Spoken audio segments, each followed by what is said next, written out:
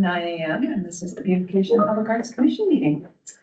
So with that, we're going to call it to order.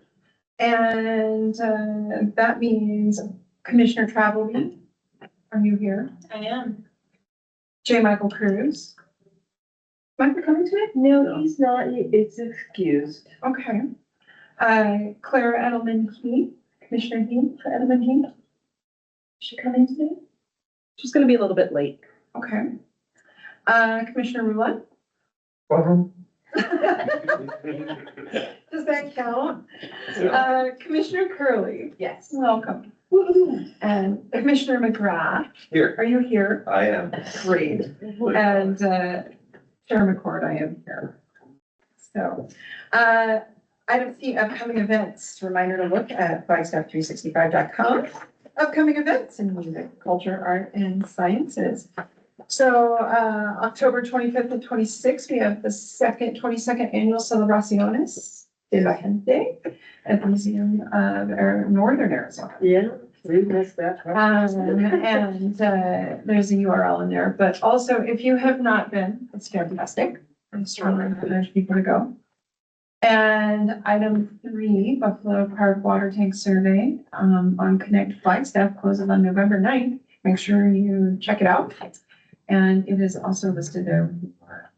So item D, I believe we do have a public participation item today, Gianna. Yes, each and every one of you is going to publicly participate by introducing yourselves because we do have a new commissioner, Meredith Hurley, and she needs to know who each and every one of us are.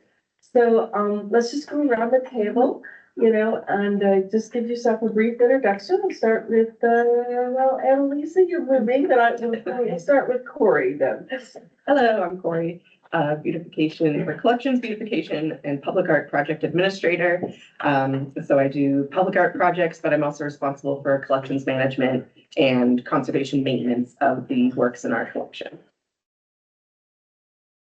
Hi, I'm Lauren Clementino. I'm Senior Planner of Comprehensive and Neighborhood Planning and also the city's Heritage Preservation Officer. And I'm not normally here, I'm just a guest today. So this is extra special to get to meet you. Exactly. Yeah. Happy to be invited. So thank you all. My name is Kristen Corrito, and I'm a project administrator with Beautification Arts and Sciences. I'm Audra Travelby. I am the volunteer executive director of Culture Connection AZ. I also work full-time at NAU as an instructional designer. And this is actually my year anniversary for BPAC. I am, God help me, Vice Chair Michael Ruhan. I'm sorry, I didn't say vice chair when I called you. I noticed. I apologize now. Nice. Little heart, love, so much love. No, sometimes I forget too. But We are very important. we are.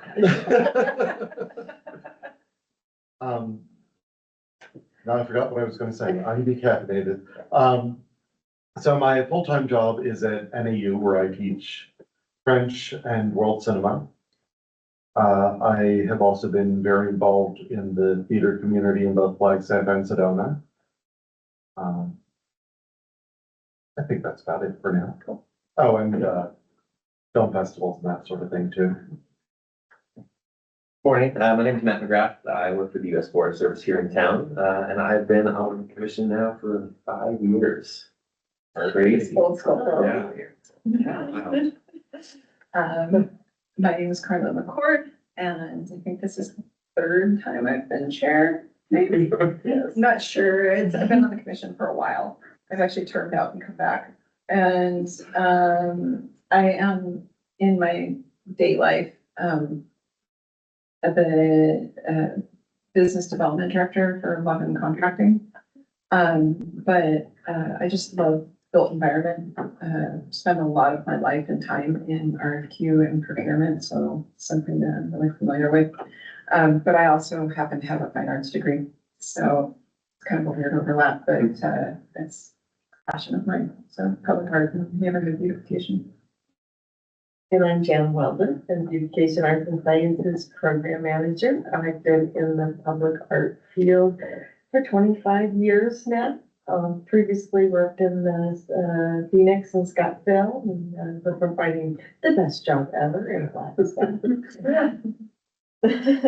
I'm Dave McIntyre. I'm the Community Investment Director, so I get to oversee a few programs, and Beautification Arts and Sciences are two of them, which is really fun. I've been in this role since about 2015, I think.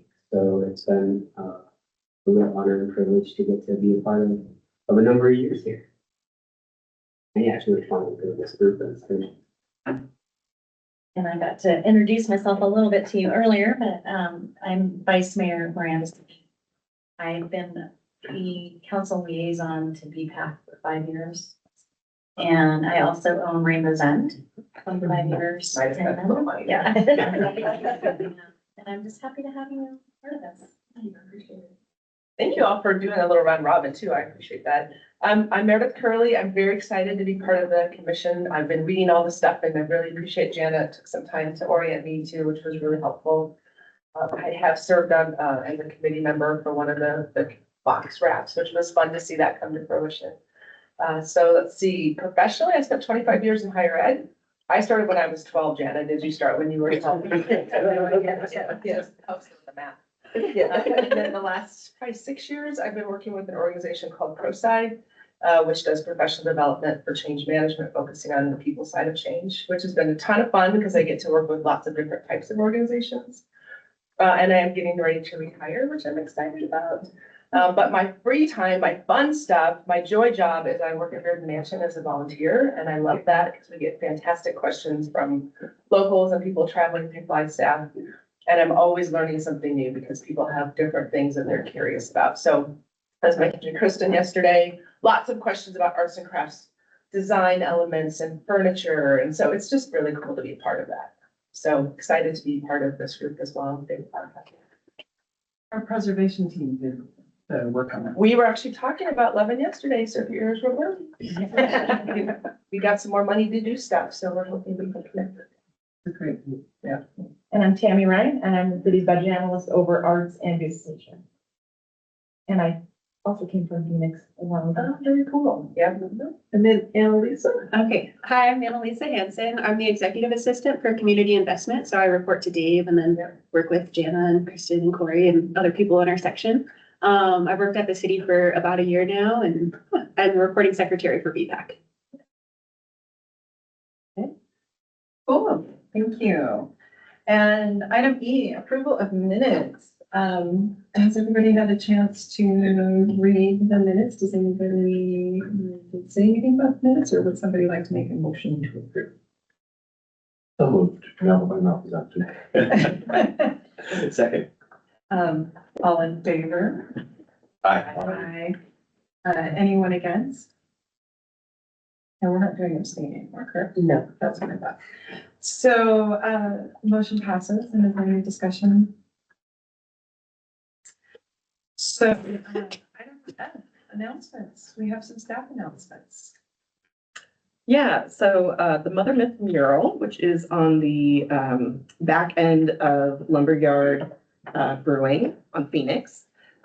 Mural Mice came out recently and touched it up and added a top coat sealant to help protect it going forward. And the sealant is really robust. Can we pull up the image to see that? Thanks. The sealant is really robust and can even be lightly power washed. So if it does get tagged or something, it'll be much easier to clean up. It really looks good, so please go by and see it.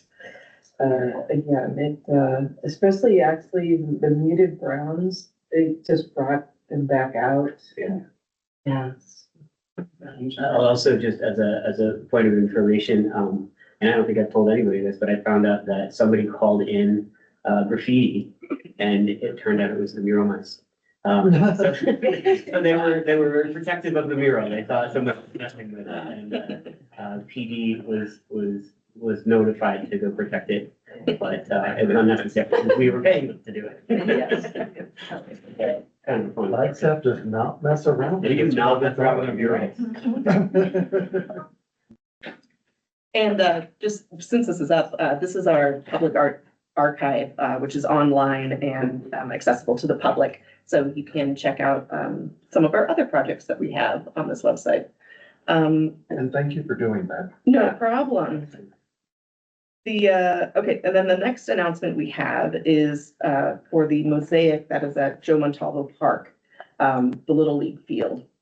That building on which the mosaic is currently situated on is being demolished, and they are building a STEM center there. And so we have got a sole source contract for the artist Sonia London Hall to recreate the mural on that new building.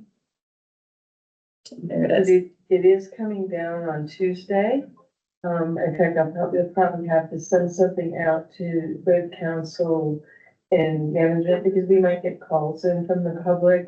You know, the word's been out there in the neighborhood that it's coming down, but somebody will always be surprised. So if you get an inquiry, please reassure people that the mosaic will come back after the completion of the building.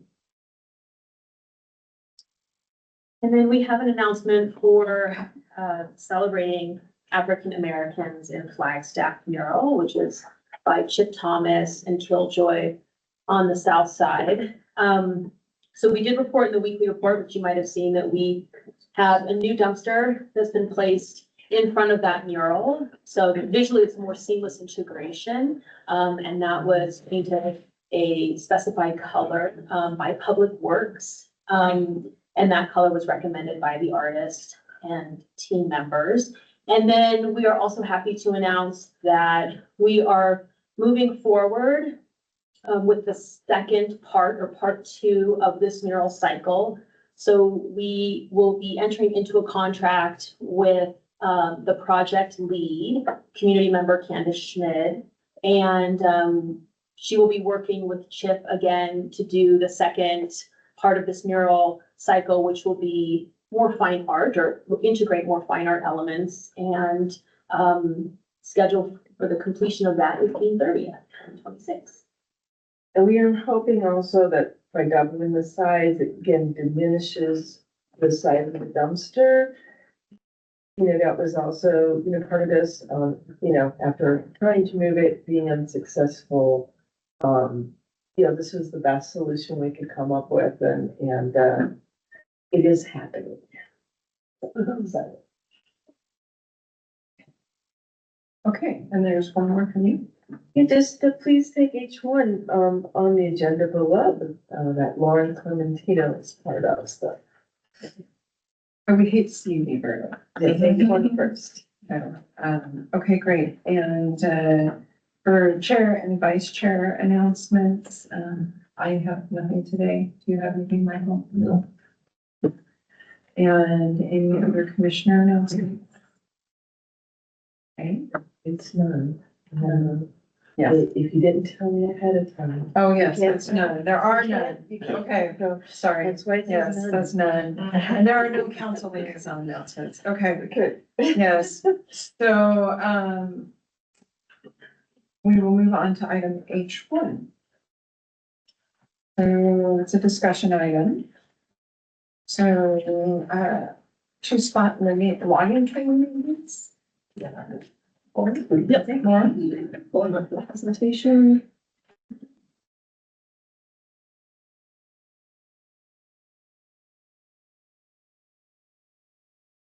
Thank you. Okay, so the train downtown, known as Two Spot, is actually in the collection of beautification arts and sciences. And recently, a council person has approached us with some suggestions for maintenance and alterations to the train and its cargo. So in response to this, BAS has done some research into the treatments that have already been performed on the train, as well as the feasibility of going forward with some of these suggestions. So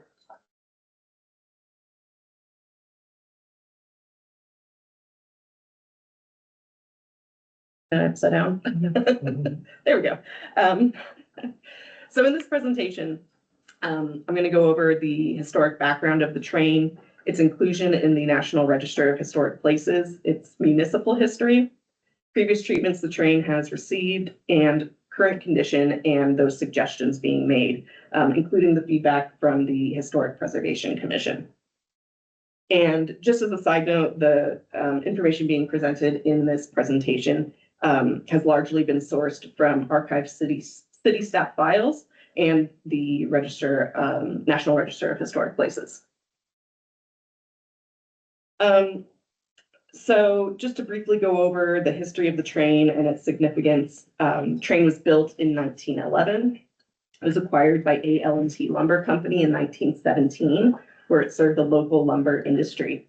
A.L.T. operated the train through 1941, and ownership changed several times. The last owner was the Stone Forest Company, who continued to use the train until its retirement in 1966. It remained in the Stone Forest Company's possession until its sale in 1995, bringing it into the collection of the city. The train is significant as it is one of two local logging trains, the other one being out by the Pioneer Museum, to survive the scrap needs of World War II, and all of its service remained in the Flagstaff region. Two Spot got its name from stories the train crew had hung water bags from the window of the engine car, which through friction scraped away the number 5, leaving the number 2 in a spot behind. The tender attached to the locomotive is not original, but it is of historic vintage. The Stone Forest Company swapped the original tender car for a slope back switcher that gave the brakeman greater visibility sometime after 1952. The age of the log carrier is not known. From at least 1966 to the present, the log carrier has been attached to the locomotive. In 1999, the train, its tender car, and the log carrier were added to the National Register of Historic Places. The registration paperwork contains the exhaustive detail of the known history of the train up until 1999.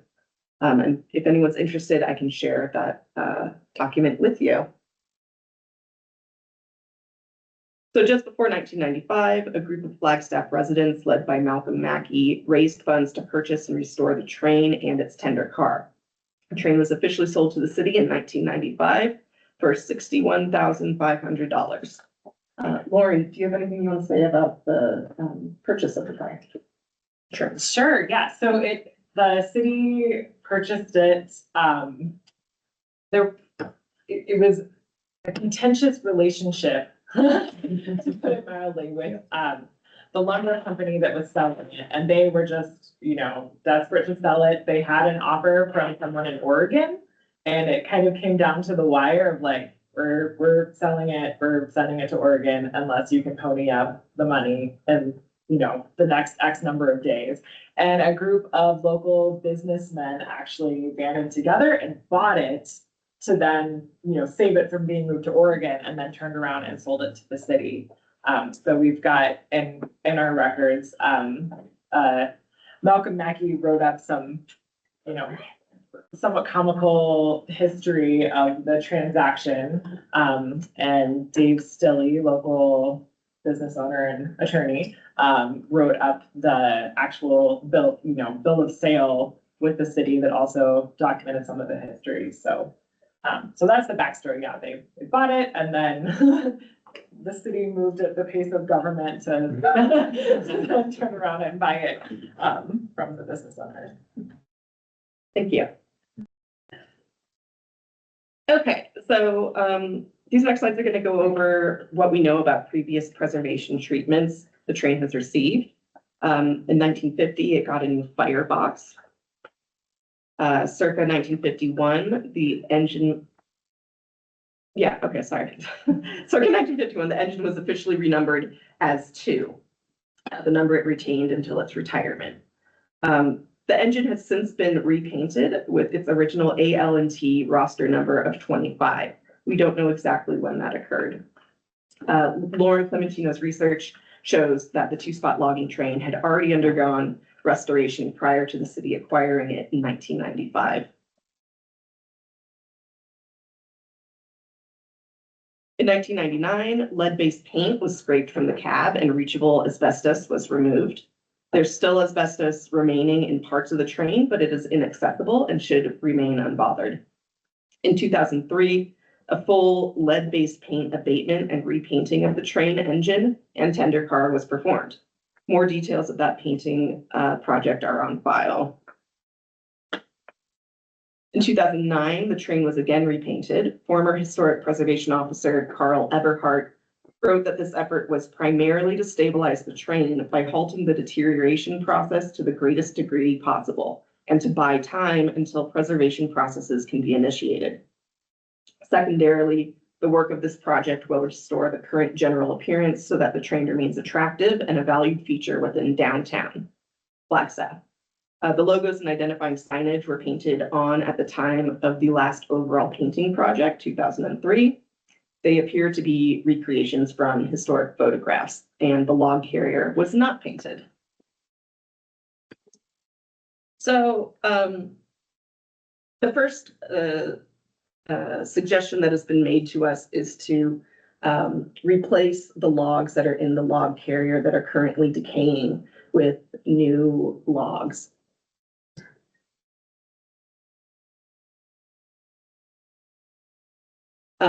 The pros of this is that it's a strong visual link to the function of the historic train, and we could possibly treat new logs so that they decay more slowly. There is a possible issue with the weight of the logs burdening the structural integrity of the train over time, and the logs will eventually need to be replaced in the future. A possible alternate would be to put fewer logs in the log carrier to reduce that weight. Okay, so the original 1911 2.5 is still painted onto the train as part of earlier restoration efforts. It's been suggested to remove that 5 to reflect the nickname that the 2-spot has. So of course it helps to visually tell that story of the rubbing away of the 5, but rubbing out the 5 would damage the restoration efforts that have already been performed on the train. And if we were to paint over that 5, there could be a poor color match and it's just simply not historically accurate. Third suggestion being made is to add water bags outside that window, again, to illustrate how this 2-spot got its name. But exposed to the elements, the water bag is going to continue to rub up against the side of the train, which would potentially damage the restoration efforts. And then we would also have to source a historically accurate water bag, which is just another step. If we were able to source those historic water bags, perhaps they could be hung from the window on special events to illustrate how 2-spot got its name. But that's a staffing issue that is still kind of up in the air. So at the Historic Preservation Commission, Lauren and I gave the same presentation. And the takeaways from that was that the commission found replacing the logs to be acceptable and valuable, but favored keeping the 25 intact to respect the restoration efforts to bring it back to its original 1911 condition.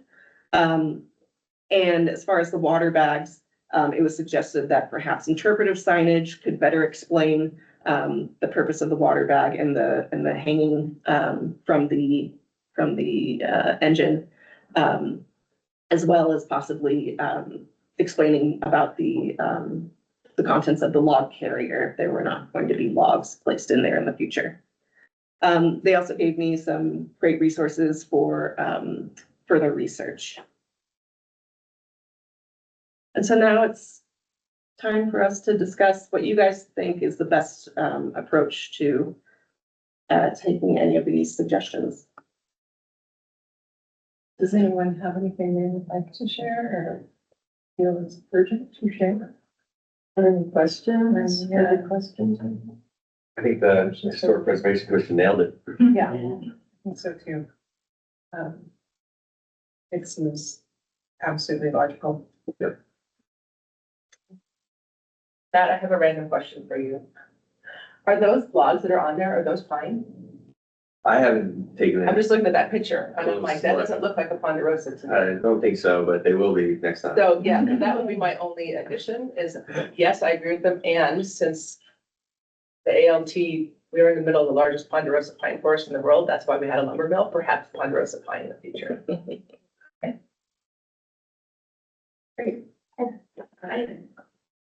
Might else be doing something, considering them more, if you're gonna be treating them, you know, I mean, there's even things you could do where you have like the ends cut, but the middle is hollowed or something, just consider weight, so, some kind of assessment about the weight might be prudent, just to prevent, more damage to the actual structure.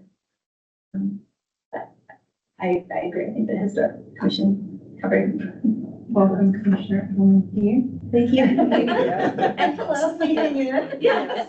Thank you for putting this great seat for me, but it was very thoughtful. Yes, we thought about it. Okay. Awesome. Well, in that case, I think, we can move on. It's just a discussion item. So, okay, cool. Yeah, totally. Thank you. Thank you, Lauren. It's great. This is me again, okay. So then we'll move on to item G1, recommend our proposals for the temporary street art for 16 Daniel. Yes, so I'm going to share with you the results of a recent selection panel for a temporary art project that is occurring in conjunction with the Route 66 Centennial, which is going to be celebrated June 6, 2026. So in this presentation, we'll learn about the Route 66 Centennial celebration, the materials and processes related to the artwork. We'll share the artwork locations, explain the selection panel's grading criteria, and see the selected designs. So the Route 66 Centennial celebration is being organized by Discover Flagstaff and is being held June 6 next year. It's an all-day, family-friendly event featuring street fair activities, a car show, performances, and this temporary 3D illusion street art. These ideas and programs have all been developed by Discover Flagstaff, and BAS volunteered to help them navigate the selection process for the artists. So these artworks are intentionally short-term. They're going to exist only during the course of the event and will be power washed away in the evening or the following day. Materials for this project can include chalk and tempera paint, which are non-permanent, and they can be easily removed from the road in which they're applied. All the artwork is going to be on asphalt with street closures. So artists are asked to use forced perspective or other optical illusions in their designs, primarily to have opportunities for selfies for public engagement. Subject matter of the artwork is to be related to Route 66 and can include the surrounding landscape, landmarks, historic memories, and car culture. So applicants were asked to submit the following with their proposals, which is pretty standard: statement of interest, project budget, visual renderings of their proposed artwork, as well as a portfolio of previously completed artworks, the dimensions that they require for their optical illusion, and the estimated time to complete the proposed art project with such a short working time available to the artist. That was an important consideration. So the first location, there are two distinct sites for these artworks. The first location is on Aspen by Heritage Square, and we have 2 footprints available for artists. Like I said, the street will be closed to vehicular traffic. Artists will begin working on their projects at 3 p.m. on Friday before the event, and they will finish their work Saturday morning or by noon when the event kicks off. The other location is the Flagstaff Mall, and this one offers 3 footprints. The mall will be holding its own celebratory programming, including street fair environment. This lane of parking will be closed to vehicular traffic. And at this space, artists have a little bit more time to work all day Friday and Saturday. Okay, so the selection panel was made up of a member of Discover Flagstaff, a member of the Downtown Business Alliance, a member of PROS, Chair McCord, and Annalisa Hansen. Annalisa and Chair McCord, if at any point you want to chime in, please feel free to do so. So here's the scoring criteria. 30 points was allocated for how well the proposed artwork meets the project vision. And again, the project vision is summarized there. Route 66 themes, landscapes, landmarks, historic memories, and car culture. 30 points is available for originality, visual aesthetic quality of the artwork, and artistic merit of the proposal. 30 points for their experience in creating similar artworks. And 10 points for a cohesive and reasonable budget. So now we have the winning designs. We have Eric Greenwald, who's done a postcard illusion. Joel Yao, who has a soapbox experience. Sharon Chan, who has another race car soapbox experience. Sean McCann, who came with a broken snow globe effect. And Wayne and Cheryl Renshaw, who are alluding to the car culture. So does anyone have any questions about this? Chair McCord or Annalisa, do you have anything you would like to add? I'll add that during the selection panel, I feel like a lot of us were talking about alternative ideas. And so I think that our selection panel had a lot of creativity and the artists maybe had like a very similar vision with the soapbox car. But what I did really like was they all had really great experience and their past work was all really nice. And so there was none of them that were selected that I felt like their past work wasn't something that, you know, would be high quality. Thank you. Yeah, and this is an unusual, selection committee in that this work has a really specific purpose and a really specific ask from Discover Flagstaff. So, you know, it's a little bit different than like one of our more open directions. And so I think we made the correct selections for what the purpose of this is, which is really Instagram engagement. So, yeah, it's good. Anything else, Corey? That's it for me. Okay, well, we need to consider a motion to approve the proposal.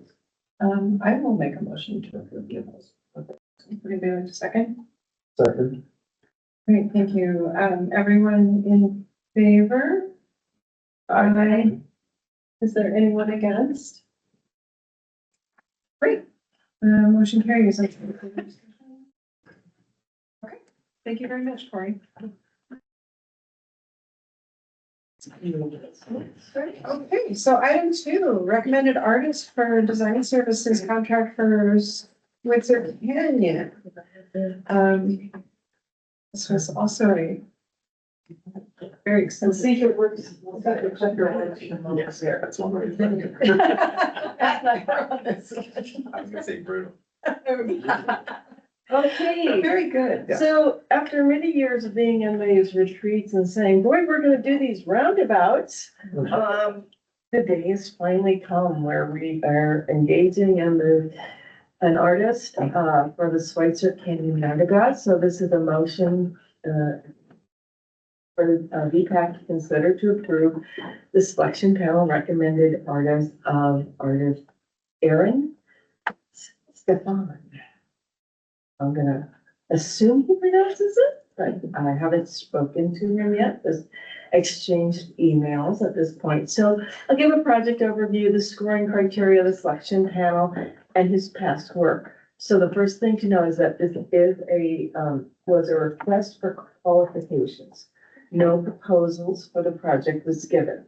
So only on past work and only on their experience. Any proposals though, preliminary design, that will be fully vetted through a public art process at a later date.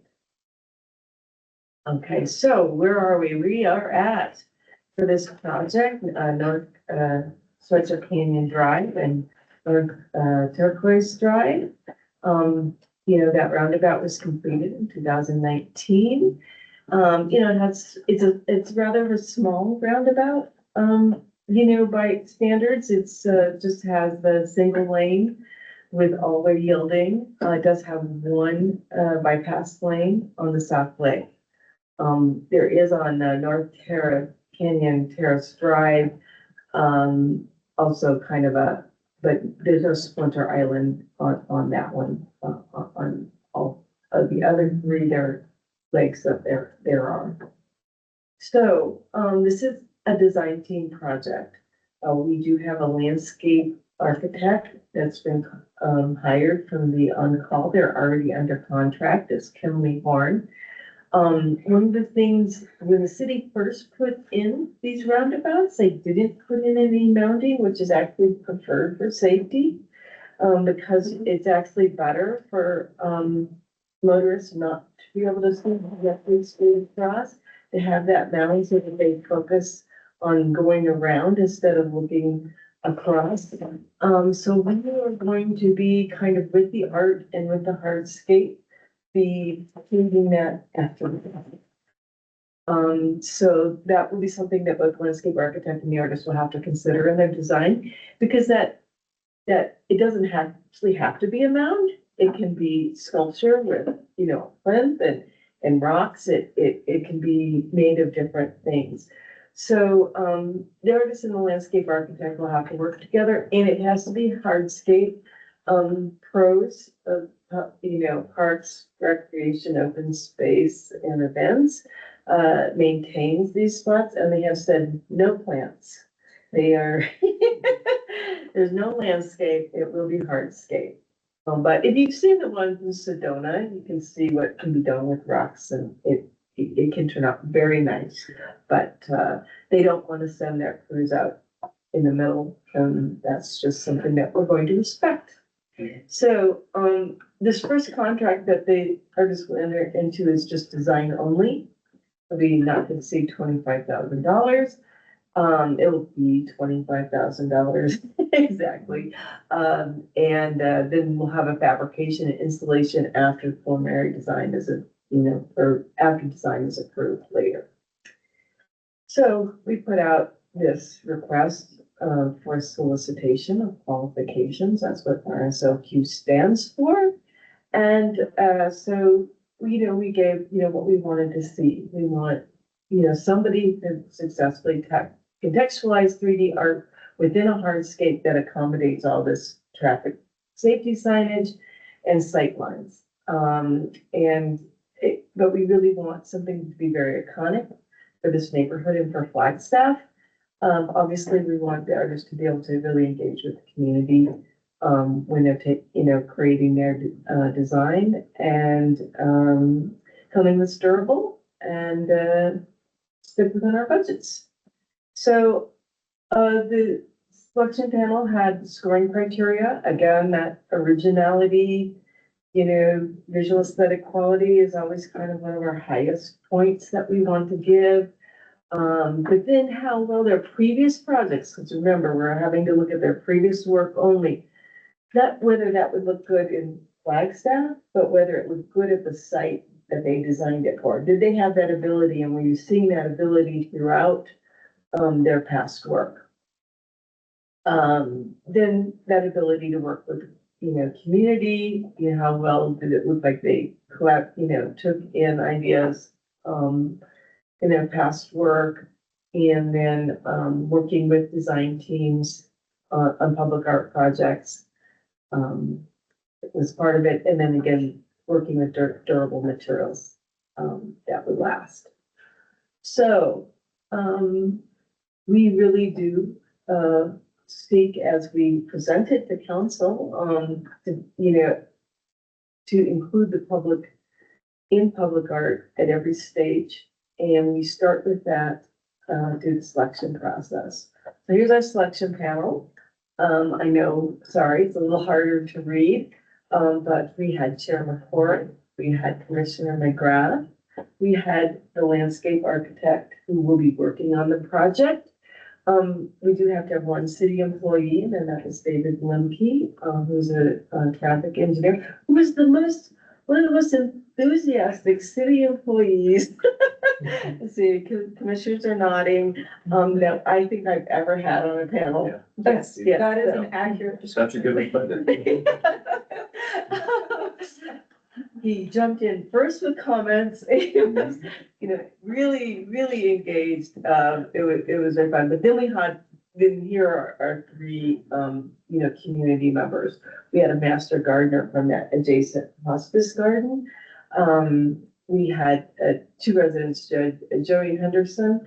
He has his backyard onto this roundabout. And then we had another neighborhood resident in Lindsay Roberts. And so I think it's most important that, those two last residents, did vote very highly for our selected artist. Yeah. That's how we get our buy-in going forward. So, all right. So I just showing you the scores, the top 5, even though it was very close, there was a delineation between, 2, 3, 4, and 5. And the artists that got selected. The selection panel did have the opportunity to do interviews for the top 3, but they did choose in the end. It was a very big discussion about it. Because we did have 52 people who applied. So did they want to hear more from these top artists, before they made their decision? But with that kind of clear delineation, they decided, to go forward with just the top score. And, Commissioner, McGrath and Chairman Court, do you want to add anything about that discussion? This was a really interesting selection committee. First of all, I really do want to compliment the team, the city staff. The response to this was the best we have ever seen. The caliber of the artists was the highest we have ever seen. Global response, really. Really incredible opportunity to bring some great art into Flagstaff. So I'm very excited about it. I think it's going to be fantastic. I happen to have seen some of the winning selections art in person. And I think he's going to be really, really great. I actually was very in favor of not doing an interview, and part of the selection committee, as Jana mentioned, we had a pretty vocal group that had a lot to say during the 52 items that we reviewed. I do know I spent about 20 hours on the documentation afterwards. I feel very comfortable that this was the one that really elicited the strongest initial response. And then to see that particular sculpture rose to the top in the voting, I didn't really feel like we needed to relitigate it. So, and just fantastic response. I mean, the opportunity to any one of these 5 would be great. Yeah, I agree with everything Carla said. Like, Sue and I are laughing, the 52. I mean, it's wonderful. It was a lot. Yeah, it was a lot. And I was gonna say at least 20 hours. And Yeah. a challenge, I think, it's great that we get that much response. But like making sure that you're looking at number 3 with the same eye as you look like number 42. And so I had to go back a couple times and like look at them in different orders because they burned out towards the end. Yes. I think they were all really great candidates and like really quality work. Like there was a bunch of people that could do this. Yeah. That could do this that we're really excited about. One thing I may, going forward, I have to ask procurement, I don't know if it's possible. Is, this is top 5, but I would have to say the top 10 were all contenders. Yeah. And, when we get that kind of response, would it be possible to do a first scoring and then just have a reconvening of doing like the top 10 a little bit more closely? because it was a burden on the panel. I have been involved with, when I was involved with City Phoenix, in the previous batch, I had over 100. We haven't ever hit that in Flagstaff, maybe never hit it in Flagstaff because it's, and that kind of first step, second step is kind of important to really focus in on the top scores. But I was myself satisfied, and so was Teddy in procurement, that despite the 52 from the conversation, it was clear everybody really did devote 20 hours, Yes. 15 to 20 hours to reviewing, and so, but now, before we go into this, I do want to say that this is a departure, a little bit from our selection panels in the past. And as you know, we want to build a broad collection. So this is probably, a different, a different direction. Yeah. And so this possibly could add something to the collection that we haven't, been seeing before in the artists that have applied to the past. And like I said, it's especially why the community, votes were, really important, because it is a departure. Yeah, and I do know Susanna and Joey from outside life, and I think that you would be hard pressed to have a more diverse set of community members. Right. And so the person who, this is in their backyard, was good with their selections. So this is, really And important. I did want to, before we get into the work, I just wanted to add one more thing, which is that I do actually think that there's a little bit of conversation to be had about the procurement method itself. In like, how do you divide it out and do that first step? And the things that seemed pretty obvious to me were the ability to work with city and engineers. Like, that's kind of a core and basic evaluation item that I think could be used as like an initial lead item. And then also potentially, though I think the committee would need to evaluate it, the ability to work with the community. Because there were definitely, within the scoring of those 52 items, there were definitely people that presented very clearly that they had a good, strong history of working with the community. And then there were a few artists that were basically like, you get what you get. And that certainly for me affected my scoring. So, yeah, that just food for thought and something that I wouldn't mind considering later. Yeah, I'll work with procurement on how we could possibly do that. So, and apologize, spell check, changed the spelling of, our artist's name as an A-N, Stefan. Stephen, it didn't recognize that, and it changed it on me, and I didn't realize, so apologies, Aaron, but I am gonna show you his past work. So one of the things about this artist is he really likes to work with found objects and works those into kind of similar, kind of abstract or compelling shapes. So here we go. So in this one, he's working a little bit more with actually kind of ladder forms, and you're going to see this again. Actually, I think it's at the San Diego airport. It'll be the very last project that he's showing. But, here you can see how he fit this into the design of this architectural building. And then kind of had also, like detailed work for those within the interior. Is that a deconstructed grand piano? This project is actually, so here's the building, his project is actually down below. Kind of working with those, kind of sightings that we all run into all the time. Make a more kind of whimsical. That piece is really cool too, because when you walk back and forth, it changes depending upon the angle you're viewing it from. Working with, streetlight forms. This is a roundabout that he's on, we're literally working with guardrails. And kind of making it into like the friendship knot. Like, It's friendly.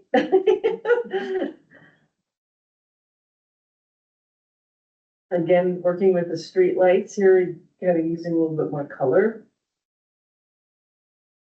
And then this is the one at the San Diego airport. And again, he's working with the ladder forms. Going into the, shooting up into the sky.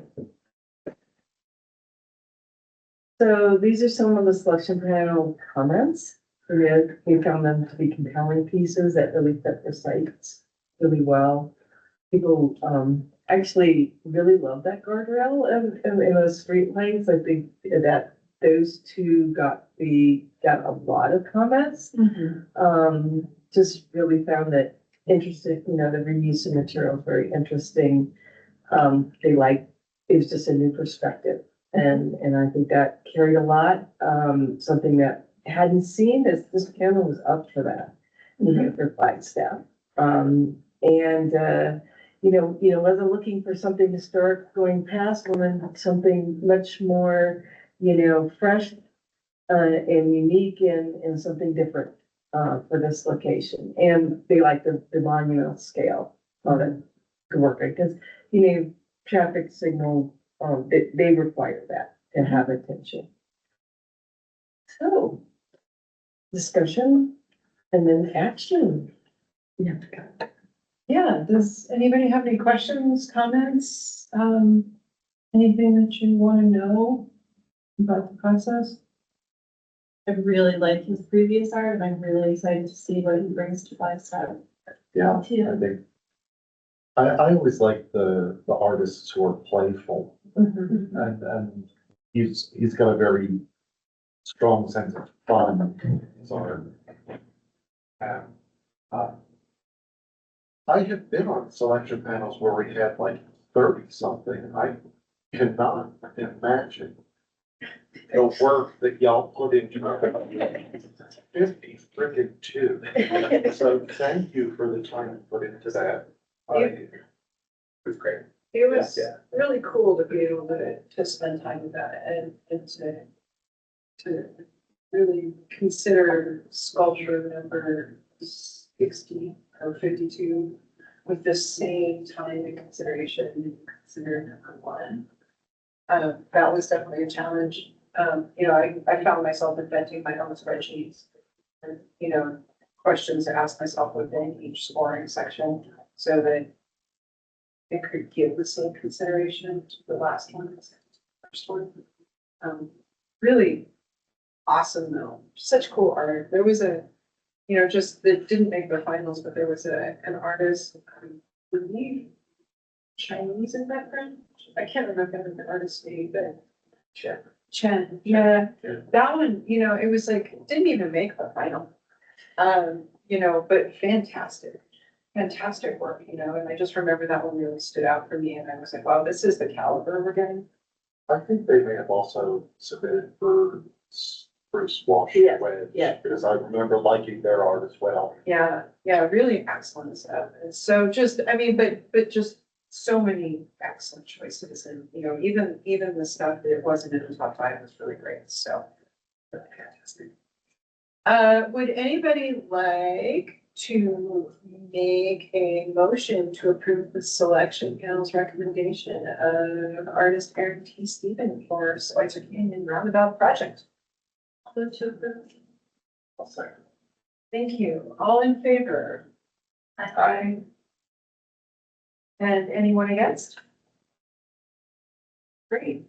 The motion carries. Thank you very much. I hope the woo-hoos go in the minutes. So I always put them in. we are not gonna go through these presentations unless absolutely necessary, because they were more fully presented to you in the summer. This is now time we had 3 projects. So the first one was the Pulliam Airport Terminal exterior improvements. So this is all on the outside of the terminal, the hardscape improvements for that, kind of outside patio area per se, and then the landscape around it, kind of across the drive. Parking lot, through the two like main areas, possibly, I think including a dog relief center or an animal relief center, as a possibility to include as well in this scope. This project, will be on the more expensive side. You'll see it if you guys approve it. I will remove it from our new project consideration, when we get to the retreat part. But, we are probably looking at it about a $700,000 project. So it will be on the, pricier side, but we down to 700,000. That's just basically looking at, some of the projects that we priced out this year.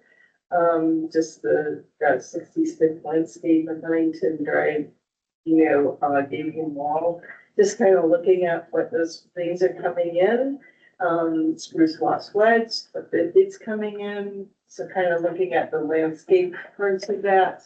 So that's, and knowing what we paid for the library entry, which was, about $1 million. So this doesn't have that kind of grading precision walkway or anything like that, but I'm thinking it's gonna be around $700. So this is, at this point, we're just considering this for the 5-year plan, anywhere in the 5-year plan, so. That's.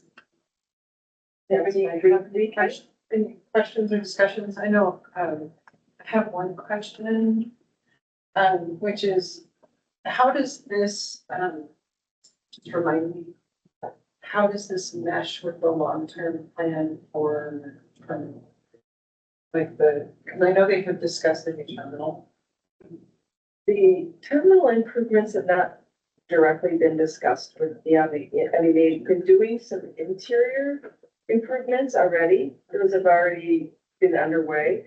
We've already obviously done other exterior improvements, including in the parking lot, and then, Scroll was part of that.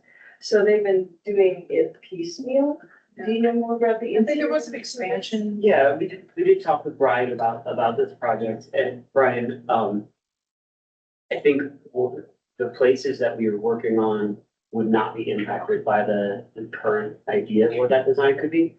Of course, that could change later, but some of the pieces that this would be able to improve will remain in place, obviously, and it addresses some of the situations. That's a ways out.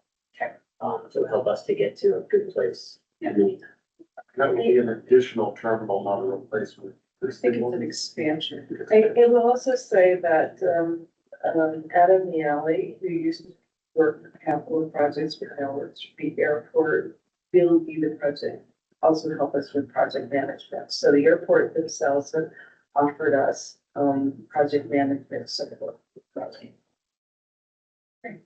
I have no further questions. Anybody else have any questions? I have something to comment. I about this because I think that 700,000 numbers quite appropriate. Just practicing landscape architecture and Flagstaff and understanding. And surprisingly, sometimes existing renovations are the most challenging because you have to replace systems that are in place that are outdated. There's more surprises, and airports also have higher security, so there's more materials and things that will go into them than your typical project. So I just wanted to support and think that when I reviewed it, I thought that was really appropriate. Yes. Thank you. That's my experience. There's also major ice damming that happens at the front of that. So there will be a lot of consideration. So I think your price tag is right up the market. Fantastic. Would anybody like to make a motion to approve the Pulliam Airport terminal expansion improvements being added to the 5-year plan?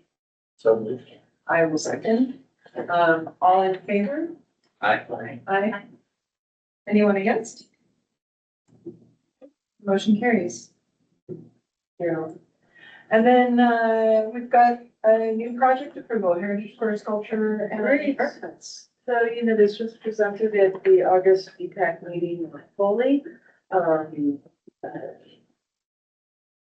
Deputy City Manager, Shannon Simpson and Pros Director Rebecca Sayers, approached, impact, ground staff about this project. It also has, support of upper management to, do a sculpture of the planter and replace the green kind of fencing that's on top of the planters with something that is either an art, kind of more of an art fence, not exactly like Coconino Scroll, but something, maybe it's a bit more of a decorative motif, but that will, help, spruce up Heritage Square. So, this again, the planter itself will have weight restrictions. We would probably look for, again, engineering and landscape on our firm to help us with those parameters before we, hired an artist, because we would need to know what all those weight parameters were because of the parking garage below. There's a dead pine tree there, we'll be taking that out. And then the fence, that is a replacement, but we're also trying to include that staircase on the Babbage building so that it kind of have a cohesive look surrounding the stage. So this might be one artist for both, or it might be two different artists. We'd probably put it out at two different projects, but simultaneously, and so one artist could apply for both, and we can kind of see what would happen. So that's the recap. Does anybody have any questions or comments? On this one. I think the need is appropriate and correct. However, I just, in general, just want to make a statement that I think this is a heavily used space that really deserves its own master plan. And we've seen, since I started on this panel, many small projects come up for this space. And these could really be handled if there was an overall vision for it. These trees will age out, more things will happen. There's always going to be these structural issues. And if there was a detailed one focused on just Heritage Square, I think that would be very appropriate to build and adapt some of the things that weren't necessarily included in the original design, like universal design, some of the things that have become a priority for us in conversations. And so I still support this project, but I just, my challenge with it is just, I wish it was part of the overall vision for the future of the square. So I just wanted to go ahead and put it out there. I strongly support Commissioner Owen's statements. This is really a central space for Flagstaff. It's to a lot of issues with limitations as to how it can be used because of the challenges, because of the, aging design, that doesn't have those considerations, and I agree that a master plan would be welcome and thought out, but also I support this current thing, but it does feel a little bit like more Band-Aid on a larger challenge.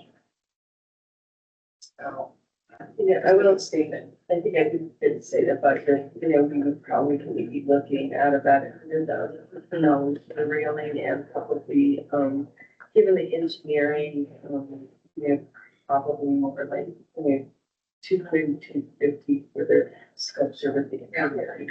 I just, wanted to put those numbers up there in general. I haven't refined them yet. yeah, I appreciate that from the agenda, but I agree. I think that this space deserves significant consideration given its prominence in the community.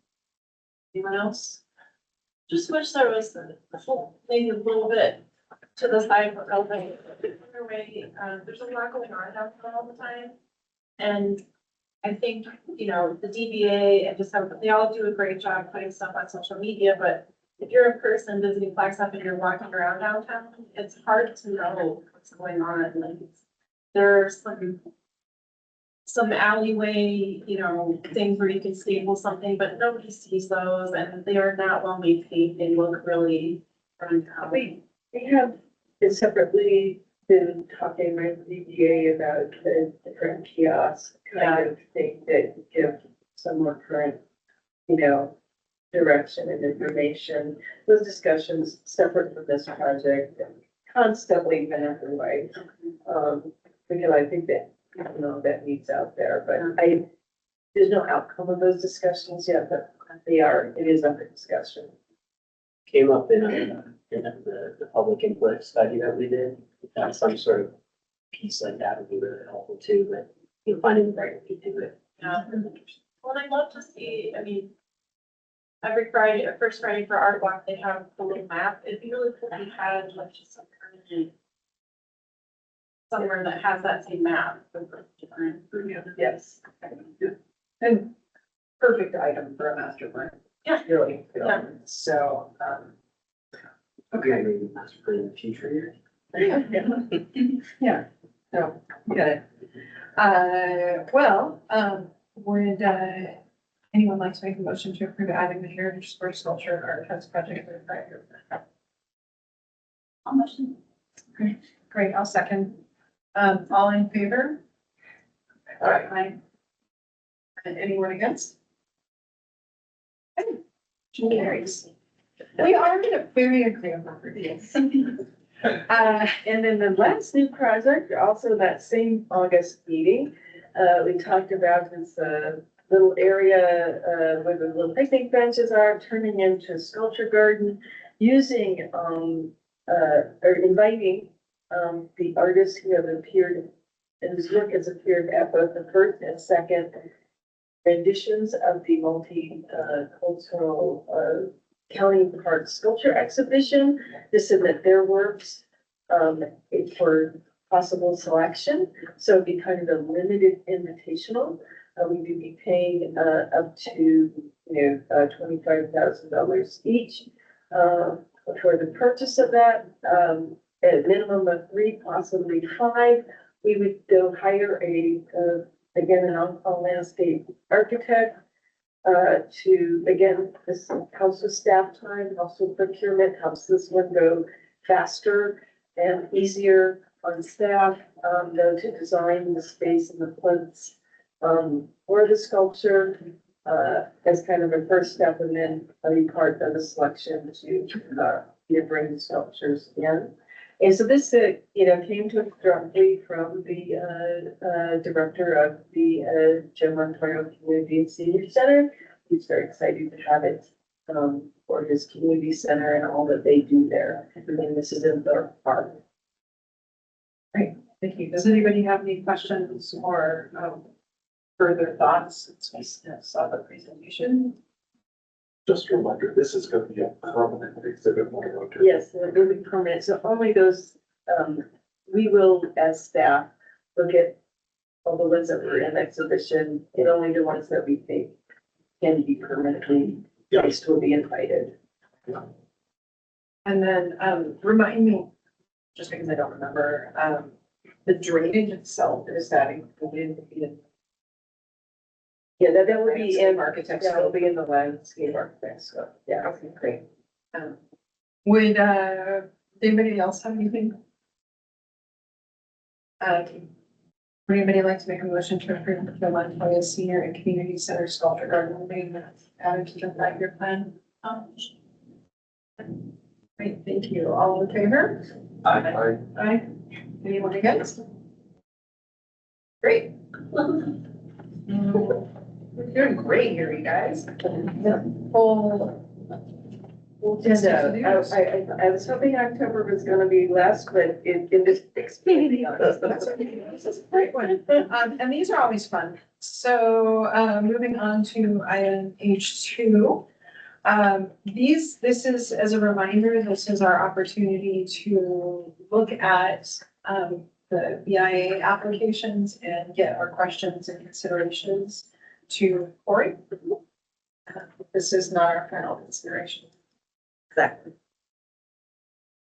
So, the first one is the Tinkertopia, garden, grant from Dr. Alice Christie. Did anyone have questions or concerns about the application materials?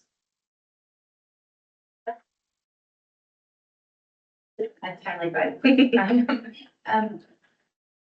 Just wanted to confirm, because, how did this relate, because they received a grant last year as well, this repeat applicant? No, she, it is a repeat. You're seeing it again, but Dr. Alice didn't make it to the presentation, so therefore it did not get approved, so she'll be submitting it. Okay, thank you. That's, I'm trying to go back through and find it. Yes. But yeah, that's great. That was, but I didn't have any questions about. Great. The second is Amanda Black of Culture Connection, who has submitted her proposal for Culture Con. Do you have any questions? This one. I'm involved in this one. I'm the executive director of Culture Connection, so I will be using myself for any discussion.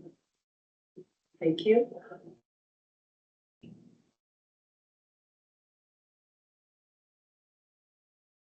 Okay, no questions. We can move on. Cassie Wilson of Flagstaff Junior Academy would like to vinyl wrap some of the utility cabinets that are on their campus. They had originally suggested that they would be partnering with APS to do those cabinets, but have since revised their proposal to only be locally operated utility cabinets on their campus. So not needing permission from APS, not needing permission from CenturyLink or any other operator. I just have a question in general. There was a couple of proposals that talked about wrapping cabinets. And I know that part of what our group does is cabinet wraps. How are we concerned at all about intersection or No, dividing yeah, the concrete? I'm just curious. yeah, we're dividing in contract. Okay. So we put out an open call to artists, each year for some kind of cabinet or some kind of wrap that we run. And then we also opened up to BIA grants, and maybe there's people where they're applying directly. So we are just letting the well. Great, awesome. Thank you. So that way we get more cabinets wrapped, dedicated staff. Brilliant. I appreciate that. Thank you. Um, And actually, just as a sort of related item to that, this was one actually where I met the art teacher at the school and I noticed all of the cabinets on the campus and had mentioned to her that this is a project they could pursue. So I'm really glad to see that they went with it. And I just want to remind our commission that you can evangelize these grants a little bit. So it's a great thing to get out there because people, once they know that funding is available, some people will really run with it. This is a perfect example. I mean, I've got an art teacher and kids on campus. So great, thank you. Their previous application, and I think I comment on this one, is just, even though I don't, after seeing the folks that will be selecting and choosing the student art, I think it's gonna be a great reflection of the school, but typically most applicants, we ask to see the artwork again, so then I don't recall. We deal with that during the approval process, and you just say it's like I can't remember, it's contingent or provisional approval. Okay. And then you ask to see the actual artwork. Could you notice there is? And these are coming up with the rest of it themselves. Okay. All right. Next, we have John Tucker, Flagstaff Shakespeare Festival.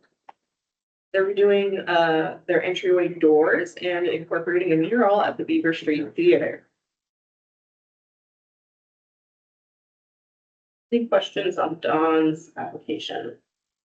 I think it's a great, and useful thing because not many people have that either. It's addressed in attention.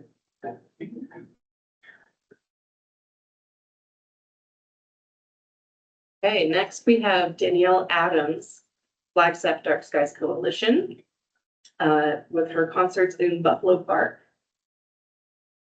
Any questions here? She is working with pros. She has support of pros. This was another evangelizing situation. So I had a, yeah. A lot of evangelizing on my part. But I really like when I run across someone that I can share with them that we have these grants available. And this is a perfect example of something that people are enthusiastic about and that they can execute on. So, and I love that it's entering the performance space. So, which is a weakness on my part. So I really like it. I was particularly, I was excited to see some applications that expand the media and type of arts they're touching. Right. It's That's so splendid. Concerts, fantastic. Especially Buffalo Park, I know when they did, there was the thing they did, where they had the piano. Yeah. I think it won a Viola award. didn't it? Yeah, and or was nominated. They mentioned it in the application. Yeah, that was great. But I was to say that one pushed some boundaries because it's not necessarily how pros had pictured the park operating. And so it's also one of those things where not only is the evangelizing creating better art, but we're starting to find ways that now pros are open to things that they weren't open to before. And so the projects are helping to do that and already helped to do that. So, it's kind of a neat thing. There was a lot of conversation just prior to the flowers. Well, I know we're very protective of Buffalo Park with good reason. With good reason, yes. I'm not, that's not a criticism of pros at all. It's No. one of those where like, the easy answer is to be protective. And so it's good to see this has been helping to. But this is a really nice way to use the park and get more people to activate in the park. Yeah. Without damaging the purpose of the park, I think. Correct. That's lovely. So. Thank you, Corey. Great. Next, we have Elias Marshall, who is proposing a guitar sculpture at the Orpheum. The seriously saying that this, I think, addressed that the, some of the objectionable objects that he's showing in this example would not be in this one. And this could also be another one where you have a provisional at the improvement stage. But this is just questions and concerns. How big this is it actually guitar sized or is it larger? I'm not sure if he declared that. Judging from the scale, I'm assuming those are cinder blocks in the background. It looks pretty life size. Maybe ask him to clarify the size and dimensions. Yeah. Aesthetically, it's great.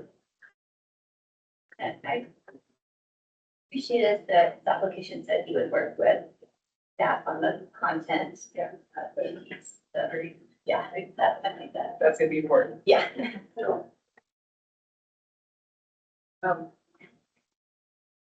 My primary concern, this one is actually just craft. And making sure that it is constructed in a way that holds up. Because it feels like it's, potentially subject to stuff getting shoved into it. Like glitter. And things like that, so just really thinking about, how people are gonna interact with it if it's in handy. So, other than that. Yeah, I'm just thinking about craft on that one. This artist had a work for Art X at the Art, and it was very flat. It didn't have that kind of dimension to it, so this is a little bit of a departure. Bring that up with him. All right, next we have Erin O'Loughlin. Her Astro Chaos traffic signal cabinet, and Kristen was working with this artist during the selection process for another utility cabinet. So she was the runner-up for utility cabinet, APS utility cabinet on Butler Avenue. And she scored very high. And so I spoke to her about the possibility of applying for beautification action grant, but this time taking her initial artwork and revising it a bit so that it would fit 3 cabinets just around the corner from the one she applied for on Butler Avenue. And wonderful to see that she applied. She brighten her artwork a little bit. What was that? Can she brighten it a little bit? It feels like it's a little brighter than her last Yes. application. The Yeah, last one was very like muted browns. yeah. I mean, it was lovely, but I like the change. Questions? All right, next we have Jill Sands, who is doing her Culinary Concepts Southwest Mural Phase 2. She had received a BIA grant and completed it for some mural paintings, primarily on the pillars of this converted gas station, and now she's expanding that project. Great. Good, easy, all right. Next, we have Joe Rohrbacher, another repeat applicant. And she is proposing a mural at Flagstaff Shelter Services. In her original proposal, it was an interior mural. I had asked her to, send us a letter from Flagstaff Shelter Services that explained the operating hours and public accessibility of this mural. And she came back with me after having spoken with the manager there, that now she feels that the mural would be more appropriate on the exterior. So that has changed in her proposal. Very good. All right. Next is Manny Hernandez of the Downtown Business Alliance. And they did finish their application, so they were eligible to apply again. No, and they did a fantastic job. Cabinet, the new cabinet looked great. I requested the, Kind of a muka. yeah, I requested, just the artwork, and he replied to me that this is somewhat of a placeholder right now. This is not the actual artwork. Oh, okay. So we'll see it at the presentation. We'll check in with them.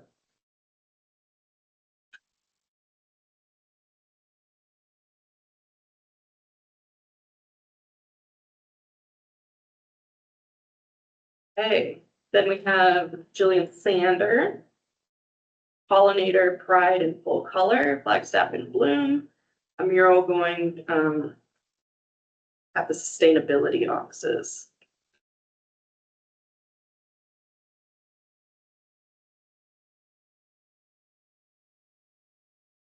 Thank you, I know I said. Any questions on this one? I know we have an inquiry in pros, have we gotten a response back yet? Not yet. They have been requested to send explicit permission letters from pros, from sustainability and facilities, I believe. Yeah, right. I have one question, and it's really just related to the building itself. Is that a light transparent panel, the one that's a different color on the building? I don't know. I'm not sure what that is. I mean, it would be great if they're if they could just clarify if that panel is gonna see any updated, just if they're gonna paint. It looks like it might not cross over it, but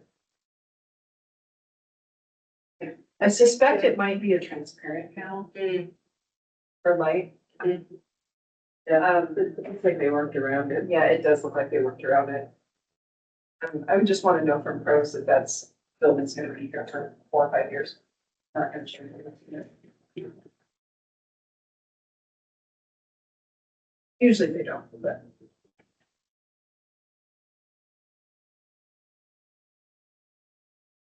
Nice spot for a mural. Okay, next is Andrea Hartley of Terra Birds. They're gonna have a pollinator pathway beautification project between the school and dormitories.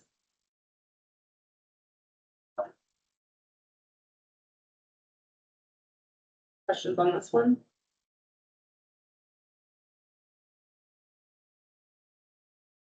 Very good. Then we have Paul Poujouet, who is proposing a mural entitled The Monsoon Wisdom. Questions for Paul?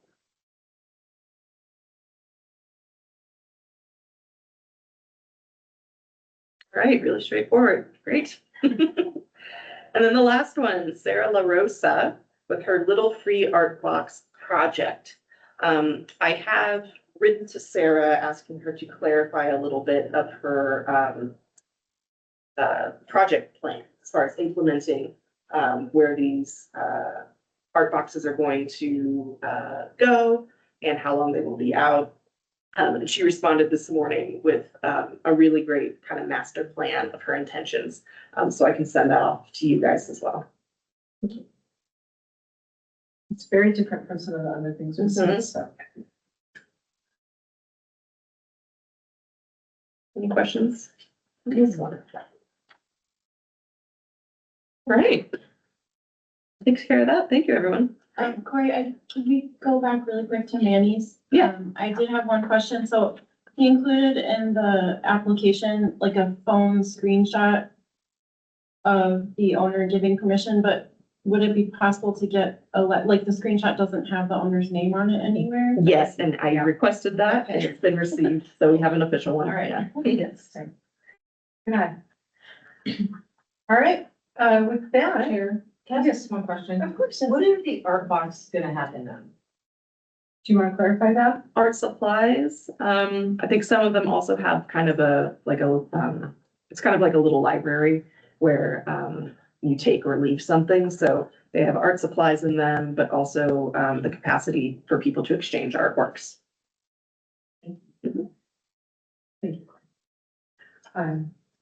We want me to speak on that. All right, so, item I, any requests for future agenda items?